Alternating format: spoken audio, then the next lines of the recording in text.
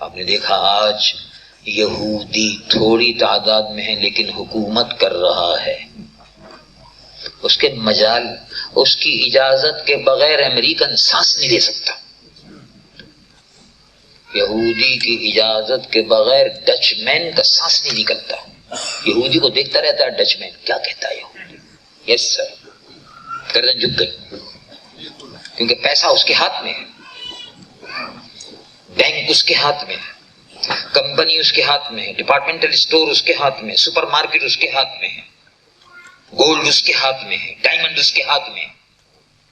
Belgium آپ چلے جائیے، ہالینڈ سے نکل کر، یہ تو یہاں کا حال تھا، بیلجیم آپ چلے جائیے تو سارا ڈائمنڈ، اس کی کٹنگ، اس کی خرید، اس کی فروخت جیسے یہاں ہے ایسی وہاں.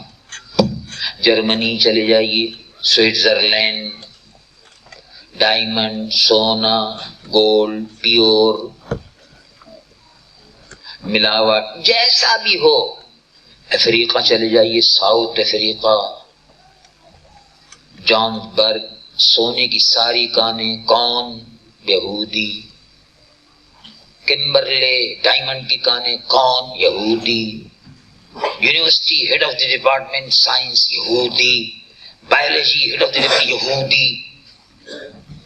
England, London, America, New York. 1983 میں یا 82 مجھے یاد نہیں رہا اس وقت سن، نیو یارک میں ہم اور 2-3 دوست جا رہے تھے تو سامنے سے ایک ساتھ تشریف لا رہے تھے. جلدی سے میں نے اندازہ نہیں لگایا، وہ کبھی کبھی ذرا ایسا ہوتا ہے کہ ذرا چشمہ ادھر ادھر ہو جاتا ہے تو زیادہ دور سے دیکھ نہیں سکتا، ویسے تو ٹھیک نظر آتا ہے لیکن وہ ذرا دور سے تھا اور شام کا وقت تھا، میں نظر نہیں آیا. ایک صاحب تشریف لائے، جلدی سے لپٹ گئے، السلام علیکم. پھر میں نے غور سے دیکھا تو وہ جاننے والے تھے، پاکستان کے تھے. خیر ملاقات سے، بھائی کہاں خیریت ہے، آپ کب تشریف لائے؟ کہاں آیا تھا آپ نے؟ وہ کاروبار بیچارے اپنا کرتے تھے، قالین والین وغیرہ کا. کہنے کہ مولانا میں بھی آ رہا ہوں ایک جگہ سے، بڑی تکلیف ہوئی ہے، بس طبیعت بڑی پریشان گھبرا رہی ہے، اور ایک ایسی بات میں نے سنی کہ جس کے بعد مجھے بڑا صدمہ ہے، بڑا افسوس ہے. دل بیٹھ گیا، کیا بات ہو گئی؟ کہا وہ ایک دکان تھی یہاں، بہت بڑی دکان ہے، قالین کا وہ کاروبار کرتا ہے، اور آپ جانتے ہیں میں بھی قالین کا کاروبار کرتا ہوں. میں گیا تھا اس دکان میں، تو جب میں دکان میں گیا تو وہ دکان جو تھی اس نے کہا کہ آپ یہاں سے تشریف لے جائیں، وقت ختم ہو گیا. آپ یہاں سے تشریف لے جائیں، وقت ختم ہو گیا. اور دکان بند ہو رہی تھی اور آدمی نکل رہے تھے سب. انہوں نے کہا کہ بھائی مجھ کو بہت ضروری کام ہے، کل کو میری فلائٹ ہے، اس وقت تھوڑا سا ہی کام ہے، بس 2-3 چیزیں مجھے آئٹم 2-3 خریدنے ہیں، مجھے جانا ہے کل. دے دو. اور کہا کہ آپ if you are going to buy from me carpets worth of $1 million, I will not sell you. Get out from here. اس نے کہا کہ اگر آپ اس وقت مجھ سے $1 ملین کا بزنس کرو گے قالینوں کا، میں نہیں لوں گا تم سے. گیٹ آؤٹ فرام ہیئر، نکل جاؤ یہاں سے باہر. تو انہوں نے کہا کہ تو بڑے دکاندار تو ایسی بدتمیزی نہیں کرتا. You don't know. انہوں نے کہا تم جانتے نہیں ہو، ہمارا سبق شروع ہو گیا، تم کاروبار کی بات کرتا ہے، نکل یہاں سے باہر. کھدیڑ دیا. سبق شروع ہو گیا کا کیا مطلب ہے؟ وہ آدمی کیا کہہ رہا تھا آپ سمجھے؟ وہ دکاندار یہودی تھا. اس نے کہا ہمارا ہفتہ شروع ہو گیا سیٹرڈے، جمعے کے دن شام کو سیٹرڈے شروع ہو جاتا ہے. سورج کے چھپنے سے پہلے سیٹرڈے شروع ہو گیا، سورج کے چھپنے کے وقت تک کاروبار بند ہو جانا چاہیے، کیونکہ سبت سیٹرڈے شروع ہو جاتا. سبت اس کو سبت کہتے ہیں، عربی زبان میں یوم السبت کہتے ہیں، وہ سبت کہتے ہیں. وہ ہفتہ، سنیچر، سیٹرڈے. تو اس نے کہا کہ اگر $1 ملین کا بزنس بھی کرو گے، $1 ملین کے قریب خریدو گے، میں نہیں بیچوں گا، نکلے یہاں سے باہر. تم کو معلوم نہیں ہے سبق شروع ہو گیا، سبق شروع ہونے والا.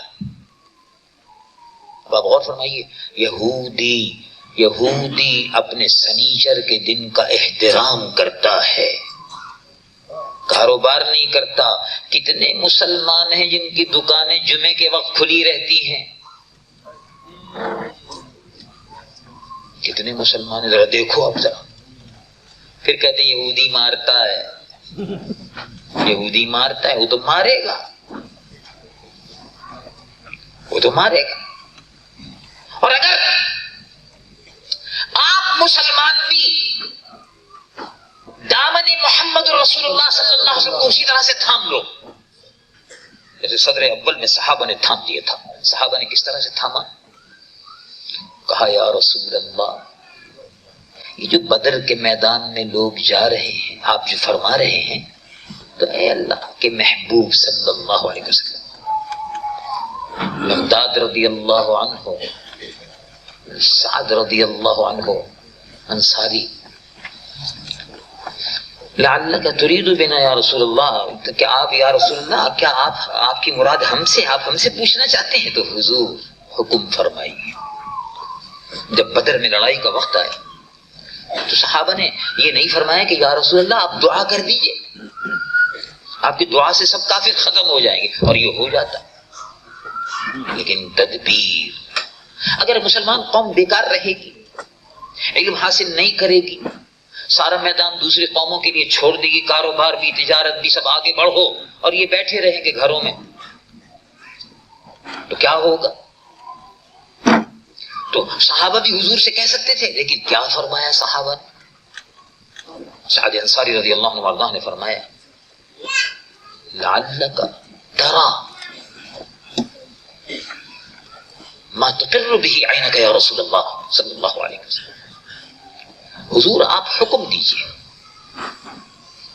آپ ہم کو حکم دیجئے کافروں سے لڑنے کا.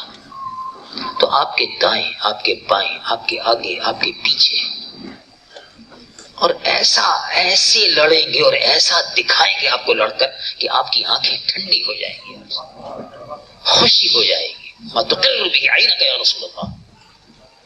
تو حضور پرنور سید العالمین محمد رسول اللہ صلی اللہ علیہ وسلم پر صحابہ ان کے ادنیٰ اشارے پر محبت رسول میں جان قربان کرتے تھے، دامن رسول سے وابستہ تھے.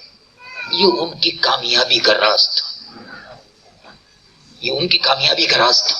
اب دیکھو یہ کیا بات تھی، کچھ سمجھ میں آنے والی بات ہے. یہ صحیح حدیث ہے.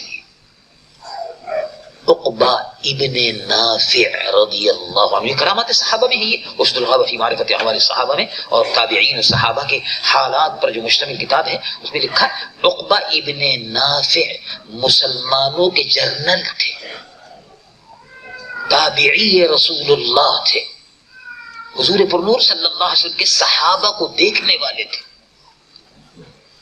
مسلمانوں کے جرنل تھے. ٹیونیزیا کے جنگلوں میں مسلمان فوج اتری. اب یہ 1400 سال پہلے کی بات ہے، 1350 سال پہلے کی بات ہے. جب مسلمان فوج اتری تو وہاں لوگوں نے شکایت کی اور یہ کہا کہ جناب آپ نے تو اپنی فوجی چھاونی غلط جگہ بنائی ہے، آپ نے فوج کو غلط جگہ اتار دیا، کیونکہ آپ نئے ہیں اس علاقے میں، اب ابھی آئے ہیں عرب سے، تو یہ آپ نے غلط جگہ پر فوج کو اتاری ہوگا، تو کیا کرنا چاہیے؟ کہا کسی دوسری جگہ آپ فوج کا پڑاؤ ڈال دیں. تو آپ نے فرمایا یہ جگہ تو بڑی خوبصورت ہے، پانی ہے، چشمہ ہے. یہ کہا ٹھیک ہے، مگر یہاں جانور بہت ہیں، شیر بہت ہیں، سانپ بہت ہیں، یہ ہے فلاں ہے، چنی ہے یہ تو سب اگر فوج یہاں ٹھہر گئی تو جانور فوج کو کھا جائیں گے، مسلمان تو بیچارے ختم ہو جائیں گے، یہ کیا لڑیں گے؟ اچھا، کہا اچھا تو پھر ٹھیک ہے. اب تو بات اصل میں یہ ہے کہ ہم نے خیمہ زدن مبارکہ ساخت، ہم نے تو اپنا خیمہ ڈال دیا ہے اور اپنی جگہ ٹھکانہ یہ فوجی چھاونی بنا دی ہے، یہاں سے تو ہٹنا نہیں ہے. پھر کیا کریں گے آپ؟ وہ کہا تو پھر جو لوگ یہاں پہلے سے رہتے ہیں جانور ان کو ہٹائیں گے؟ کہا تو جنگل کے جانوروں کو آپ کیسے ہٹائیں گے؟ آپ کھڑے ہو گئے. حدیث مبارکہ میں آتا ہے آپ نے کھڑے ہو کر آواز دی. آپ نے کھڑے ہو کر عقبہ ابن نافع رضی اللہ عنہ نے، آج بھی ٹیونیشیا میں ان کا مزار موجود ہے، مسلمانوں کے فاتح جنرل، اس نے ٹیونس فتح کیا. انہوں نے وہاں کھڑے ہو کر آواز دی، جنگل کے جانوروں، شیروں، سانپ، یہ وہ، یہاں سے نکلو، ہم لوگ آ گئے ہیں، رسول اللہ کے غلام یہاں آ گئے، تم نکلو. اور اس کو ابن خلدون نے بھی نقل کیا ہے. ابن خلدون نے بھی تیونس کی فتوحات کے سلسلے میں اس پر تذکرہ کیا ہے. ایھا الطیور والسباع، وہ یہ تمام اس نے.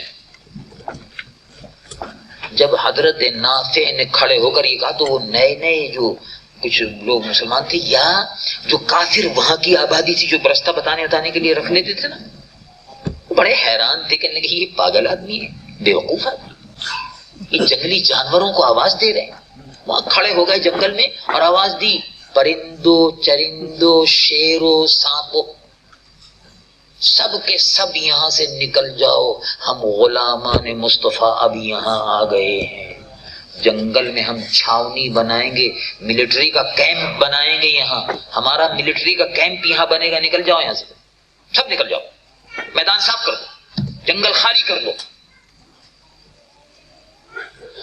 اور ہمارے سے یہ آواز انہوں نے دی اور اس کے بعد وہ جا کے اپنی جگہ پر اپنے خیمے میں بیٹھ گئے. بس تھوڑی دیر گزری تھی، جانور نکل کے وہاں سے بھاگ رہے تھے، جانور نکل کے بھاگ رہے تھے. پورا یعنی دن سورج چھپنے نہیں پایا کہ پورا جنگل جانوروں سے خالی ہو گیا اور غلامان محمد رسول اللہ سے آباد ہو گیا. یہ کیا بات تھی؟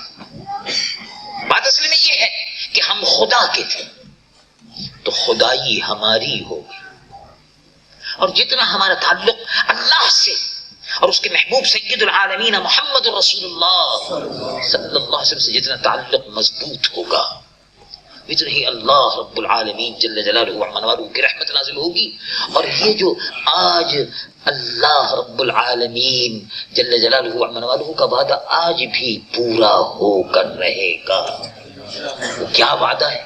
رب العالمین جل جلالہ وعلا ارشاد فرماتا ہے، کم من فئۃ قلیلۃ غلبت فئۃ کثیرۃ باذن اللہ.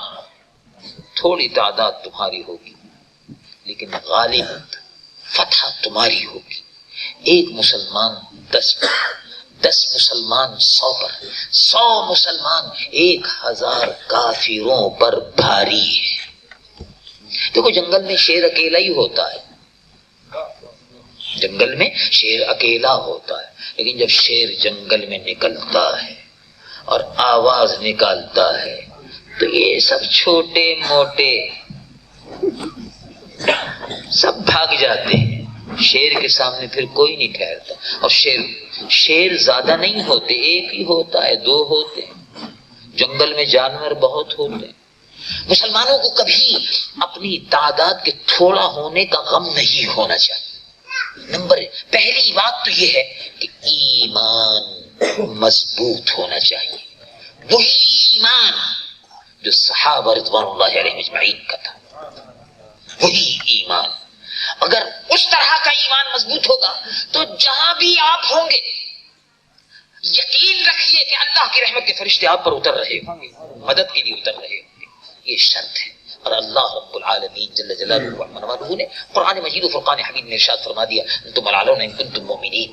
تو آج جو مسلمانوں کا عالم ہے اور جو تباہی آ رہی ہے، اس میں جہاں ایک وجہ یہ ہے، وہاں اس کے ساتھ ساتھ یہ بھی ہے کہ اللہ اور اللہ کے رسول سے تعلق بھی ختم ہو گیا، علم سے بھی کوئی تعلق نہیں رہا، جہالت بھی، افلاس، تنگدستی.